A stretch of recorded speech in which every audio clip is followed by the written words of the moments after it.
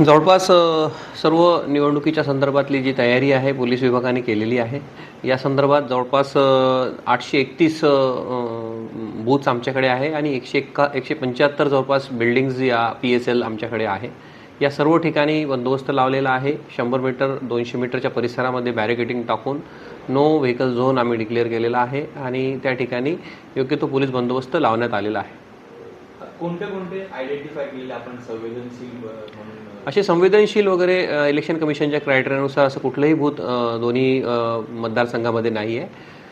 त्या अनुषंगाने सर्व भागामध्ये जे महत्त्वाचे बूथ्स आहेत जिथे जास्त एकूण बिल्डिंगमध्ये बूथ आहे त्या ठिकाणी आम्ही व्यवस्थित पेट्रोलिंग लावलेली आहे. महाराष्ट्रात पहिल्यांदाच एकाच टप्प्यामध्ये निवडणूक होत आहे, त्यामुळे आपल्याकडे कर्मचाऱ्यांचा कमतरता वगैरे भासली आहे. दरवेळेसच महाराष्ट्रामध्ये एकाच टप्प्यामध्ये निवडणूक होते आणि योग्य तो पोलीस फोर्स नवी मुंबई पोलिसांकडे उपलब्ध आहे आणि त्याचबरोबर पॅरामिलिटरी होमगार्ड्स याची अतिरिक्त कुमक पोलीस महासंचालक कार्यालयाकडून आमच्याकडे प्राप्त झाली आहे. त्यामुळे मोठ्या प्रमाणात बंदोबस्त या ठिकाणी तैनात करण्यात आलेला आहे.